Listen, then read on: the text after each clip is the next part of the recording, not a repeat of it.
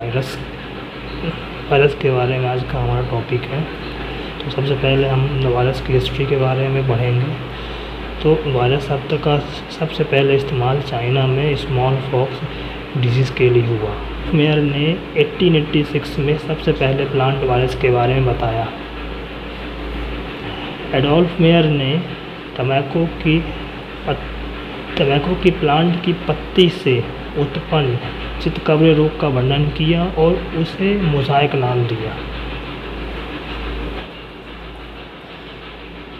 Adolf mayor ने अपने experiment में यह बताया कि यदि टबैको मोज़ाइक डिजीज़ से रोगग्रस्त पत्ती के रस को टबैको के प्लांट की हेल्थी लीव्स की मिडरिप से रगड़ दिया जाए तो वायरस डिजीज़ ट्रांसमिट हो जाता है।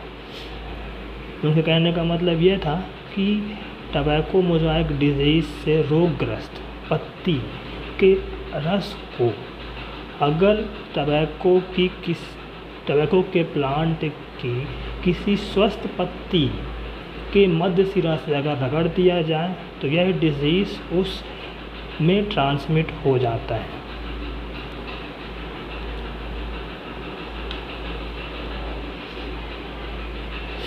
वायरस शब्द का उद्गम लैटिन भाषा के वायरियन शब्द से हुआ है जिसका अर्थ होता है पॉइजन। तो इवान वस्की ने 1892 में यह बताया कि टबैको के मोज़ाइक रोग से रोगग्रस्त प्लांट के रस में रोग संक्रमणता बैक्टीरियल फिल्टर पेपर द्वारा छानने के बाद भी बनी रहती है। तो उनके कहने का मतलब यह था कि टबैको के मोज़ाइक रोग से अगर प्लांट रोगग्रस्त हो जाता है तो उसके रस में रोग संक्रमण करने की क्षमता अगर हम बैक्टीरियल फिल्टर पेपर से छानने के बाद भी बनी रहती है। मतलब कोई WM स्टैनली ने टबैको के रोगग्रस्त प्लांट के रस में अमोनियम सल्फेट मिलाकर वायरस के क्रिस्टल के रूप में प्राप्त किया था। तो अगर वायरस के क्रिस्टलाइजेशन की बात करें, पृथक्करण की बात करें, तो सबसे पहले WM स्टैनली ने टबैको के रोगग्रस्त प्लांट में अमोनियम सल्फेट मिलाकर वायरस का क्रिस्टलाइजेशन किया। ऑरिजिन ऑफ वायरस की उत्पत्ति के बारे में बात करें तो सबसे वायरस की जो उत्पत्ति हुई है हायर माइक्रो ऑर्गेनिज्म में हुई है। जितने भी उच्च श्रेणी के माइक्रो ऑर्गेनिज्म्स हैं उनसे वायरस की उत्पत्ति हुई है। तो वायरस की उत्पत्ति हायर माइक्रो ऑर्गेनिज्म से हुई है। वायरस में लाइफ साइकिल कंप्लीट करने की क्षमता नहीं होती। वायरस अपनी लाइफ साइकिल स्वयं कंप्लीट नहीं कर सकते हैं क्योंकि ये सभी फ्री लिविंग पैरासाइट्स हैं। ये सभी स्वतंत्र जीवी पैरासाइट्स हैं। ये अपने जीवन को होस्ट पर व्यतीत करते हैं। मतलब ये अपनी लाइफ को किसी होस्ट पर व्यतीत करते हैं। मतलब ये फ्री एटमॉस्फेयर में ये सर्वाइव नहीं कर सकते या अपनी लाइफ साइकिल कंप्लीट नहीं कर सकते हैं। इसलिए अपनी लाइफ साइकिल को कंप्लीट करने के लिए इन्हें होस्ट चाहिए और ये होस्ट पर ही अपनी लाइफ साइकिल को बढ़ाते हैं। इनका बॉडी स्ट्रक्चर, इनकी जो शरीर की संरचना काफ़ी साधारण होती हैं और ये सभी माइक्रो और स्कोपिक होते हैं, काफ़ी छोटे होते हैं। इनमें केवल न्यूक्लिक एसिड और प्रोटीन का आवरण ही पाया जाता है। तो इनके स्ट्रक्चर में केवल न्यूक्लिक एसिड और प्रोटीन से बना आवरण ही पाया जाता है। अब इनके शेप और साइज की बात करें तो सबसे छोटा वायरस होता है 10 माइक्रोन यूनिट का और सबसे लार्जेस्ट वायरस होता है 300 माइक्रोन यूनिट का। तो कुछ एग्जांपल हैं, जैसे आर्बो वायरस का साइज 40 माइक्रोन यूनिट होता है, एडिनो वायरस का 100 माइक्रोन यूनिट होता है, हर्प्स वायरस का 120 माइक्रोन यूनिट से लेकर 174 माइक्रोन यूनिट तक होता है। स्मॉल पॉक्स वायरस की बात करें तो ये 250 से लेकर 300 माइक्रोन यूनिट तक। इन्फ्लुएंजा, मम्प्स और टबैको मोज़ाइक वायरस, इनका शेप रॉड होता है, ये रॉड शेप्ड होते हैं। हर्प्स, एडिनो और पॉलीसोमा ये सभी क्यूबिकल शेप्ड होते हैं, इनका आकार क्यूब के समान होता है। और बैक्टीरियोफेज ये टैडपोल शेप्ड होता है, तो बैक्टीरियोफेज टैडपोल शेप्ड होता है। तो influenza, mumps, tobacco mosaic virus ये सभी रॉड शेप्ड होते हैं। हर्प्स, एडिनो, पॉलीसोमा ये सभी क्यूबिकल शेप्ड होते हैं। बैक्टीरियोफेज टैडपोल शेप्ड होता है। अब स्ट्रक्चर की बात करें तो वायरस केवल प्रोटीन और न्यूक्लिक एसिड का बना होता है। वायरस के स्ट्रक्चर में केवल प्रोटीन और न्यूक्लिक एसिड ही होते हैं। वायरस बैक्टीरिया से छोटे होते हैं, तो वायरस बैक्टीरिया से छोटे होते। वायरस के पार्टिकल्स को वायरॉन कहते हैं। तो वायरस के छोटे छोटे कण जो कि वायरॉन कहलाते हैं, और ये इसके 3 पार्ट होते हैं। तो वायरॉन के 3 पार्ट होते हैं। सबसे पहला पार्ट है कैप्सिड। तो कैप्सिड वायरॉन के सेंटर में, तो पहला पार्ट है कैप्सिड। तो वायरॉन के केंद्र में न्यूक्लिक एसिड होता है। न्यूक्लिक एसिड इसमें डीएनए और आरएनए पाया जाता है। न्यूक्लिक एसिड में डीएनए और आरएनए पाया जाता है, जो कि चारों ओर कैप्सिड से सुरक्षित रहता है।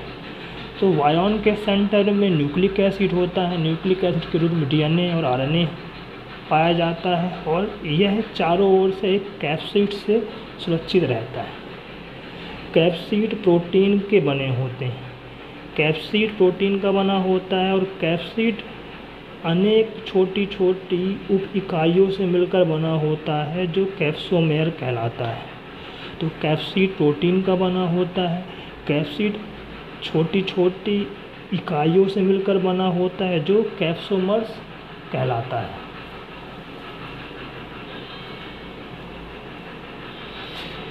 कैप्सोमेर के बाहर लिपिड या लिपोप्रोटीन का बना एक बहुत ही पतला आवरण पाया जाता है। तो कैप्सोमेर के बाहर लिपिड या लिपोप्रोटीन का बना काफ़ी पतला आवरण होता है। जिन वायरस के चारों ओर इन्वलप नहीं पाया जाता उन्हें नेक्ड वायरस कहते हैं। तो जिन वायरस के चारों ओर इन्वलप नहीं पाया जाता है उन्हें नेक्ड वायरस कहते हैं। वायरस में 3 टाइप की सिमेट्री पाई जाती है। एक स्फेरिकल होती है, एक क्यूबॉइडल होती है, और पॉलीगोनल होती है। तो वायरस में 3 टाइप की सिमेट्री पाई जाती है, स्फेरिकल, क्यूबॉइडल और पॉलीगोनल।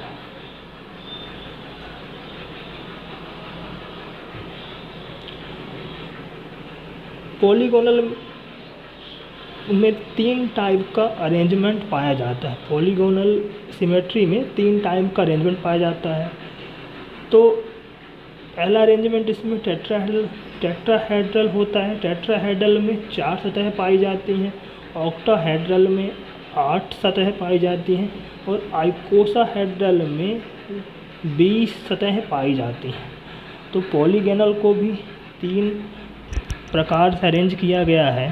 तो टेट्राहेड्रल में 4 सतह होती हैं, ऑक्टाहेड्रल में 8 सतह होती हैं, और आइकोसाहेड्रल में 20 सतह होती हैं। मुख्यतः वायरस आइकोसाहेड्रल होता है। कैप्सिड्स में अनेक छोटे छोटे सब यूनिट्स होती हैं जो कैप्सोमर्स कहलाते हैं, और कैप्सोमर भी अनेक मोनोमेर्स से बनते हैं। तो कैप्सिड्स छोटे छोटे सब यूनिट से बनी होती है, जिसे कैप्सोमेर कहते हैं, और कैप्सोमेर भी बहुत छोटे छोटे मोनोमर द्वारा बने होते हैं। एक से अधिक पॉलीपेप्टाइड की चेन होती है। तो मोनोमर्स में एक से अधिक पॉलीपेप्टाइड की चेन होती है। अगर 5 से 6 सब यूनिट की उपस्थिति के अनुसार 5 से 6 सब यूनिट की उपस्थिति के अनुसार कैप्सोमर पेंटामर या हेक्सामर कहलाते हैं। तो 5 से 6 सब यूनिट की उपस्थिति के आधार पर कैप्सोमर्स पेंटामर या हेक्सामर कहलाते हैं। जैसे पोलियो वायरस में 32 कैप्सोमर्स पाए जाते हैं, राइबो वायरस में 92 कैप्सोमर्स पाए जाते हैं, हर्प्स वायरस में 162 कैप्सोमर्स की संख्या होती है। अब सेकंड नंबर है इसमें इन्वलप या उसे शीट कहते हैं। तो कुछ virus icosahedral, herpes virus, influenza virus और मम्प वायरस में कैप्सिड के चारों तरफ 100 से लेकर 150 एंगस्ट्रॉम मोटा प्रोटीन, कार्बोहाइड्रेट तथा लिपिड का आवरण पाया जाता है। तो कैप्सिड के चारों तरफ 100 से लेकर 150 एंगस्ट्रॉम थिक प्रोटीन, कार्बोहाइड्रेट तथा लिपिड का आवरण पाया जाता है। तो इन्वलप का निर्माण की बात करें तो ये होस्ट कोशिका के प्लाज्मा मेम्ब्रेन के द्वारा पहले से होता है। तो इन्वलप का निर्माण पहले से ही प्लाज्मा मेम्ब्रेन के द्वारा होता है।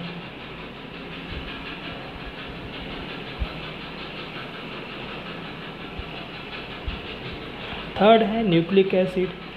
तो न्यूक्लिक एसिड डीएनए और आरएनए के रूप में पाया जाता है। डीएनए और आरएनए एक साथ नहीं पाए जाते हैं। तो डीएनए और आरएनए दोनों एक साथ नहीं पाए जाते। प्लांट वायरस में आरएनए सिंगल अथवा डबल स्ट्रैंड के रूप में पाया जाता है। तो प्लांट वायरस में आरएनए सिंगल अथवा डबल स्ट्रैंड पाया जाता है। एनिमल वायरस की बात करें तो एनिमल वायरस में हमेशा डीएनए सिंगल स्ट्रैंड पाया जाता है। बैक्टीरियोफेज में डीएनए सिंगल या डबल स्ट्रैंडेड पाया जाता है। तो न्यूक्लिक एसिड डीएनए और आरएनए का बना होता है। डीएनए और आरएनए एक साथ कभी भी नहीं पाए जाते। प्लांट वायरस में आरएनए सिंगल अथवा डबल स्ट्रैंडेड के रूप में पाया जाता है। एनिमल वायरस में डीएनए सिंगल स्ट्रैंड पाया जाता है और बैक्टीरियोफेज में डीएनए सिंगल या डबल स्ट्रैंडेड पाया जाता है। इसके कुछ विशिष्ट कैरेक्टर की बात करें तो वायरस की संरचना कोशिकी नहीं होती। तो वायरस की स्ट्रक्चर कोशिकी नहीं होती। वायरस के यूनिट को विरियन कहते हैं। वायरस केवल मल्टीप्लिकेशन लिविंग सेल में कर सकता है। मतलब वायरस केवल गुणन जीवित कोशिका में ही कर सकता है। वायरस में केवल एक प्रकार का ही न्यूक्लिक एसिड पाया जाता है। न्यूक्लिक एसिड आरएनए और डीएनए होता है। इसमें किसी प्रकार का फैट, पॉलीसैकेराइड्स, एंजाइम नहीं पाए जाते और वायरस को लिविंग और नॉन लिविंग के बीच का लिंक कहा जाता है। जीवित और अजीवित के बीच का लिंक कहलाता है वायरस। अब इसकी लिविंग प्रॉपर्टीज़ की बात करें तो इस वायरस का शेप और साइज़ निश्चित होता है। तो इसका शेप और साइज़ हमेशा निश्चित होगा। डीएनए और आरएनए जेनेटिक मटेरियल होता है। म्यूटेशन इसका एक इम्पॉर्टेंट फीचर है। म्यूटेशन पाया जाता है और यह एक इसका इम्पॉर्टेंट फीचर है। यह केवल लिविंग सेल में ही मल्टीप्लिकेशन कर सकता है। यह हमेशा अनिवार्य परजीवी की तरह व्यवहार करता है। ये ओब्लिगेट पैरासाइट की तरह बिहेव करता है जो प्लांट और एनिमल में डिजीज़ ट्रांसमिट करते हैं। तो यह ऑब्लिव पैरासाइट की तरह बिहेव करता है और यह प्लांट और एनिमल में डिजीज़ ट्रांसमिट करता है। इनमें होस्ट स्पेसिफिसिटी पाई जाती है, होस्ट स्पेसिफिसिटी पाई जाती है। यह टेम्परेचर और हीट के प्रति एक्टिव होते हैं, यह टेम्परेचर और हीट के प्रति एक्टिव होते हैं। इनके नॉन लिविंग प्रॉपर्टीज़ की बात करें तो वायरस को क्रिस्टल के रूप में पाया जा सकता है, मतलब इन्हें क्रिस्टल के रूप में इन्हें अलग किया जा सकता है। इनमें किसी प्रकार का श्वसन नहीं पाया जाता, यह केवल होस्ट के बॉडी के अंदर ही एक्टिव होते हैं। होस्ट यह केवल किसी स्पेसिफिक होस्ट के बॉडी के अंदर ही एक्टिव होते हैं। यह कोशिकी नहीं होते, इनमें किसी प्रकार का सेल वॉल, सेल मेम्ब्रेन और साइटोप्लाज्म नहीं पाया जाता। इनमें किसी भी प्रकार की मेटाबॉलिक एक्टिविटीज़ नहीं होती। तो ये कुछ इम्पोर्टेंट कैरेक्टर थे वायरस के। इनके लिविंग प्रॉपर्टीज़ कैसी होती हैं, इनकी नॉन लिविंग प्रॉपर्टीज़ कैसी होती हैं।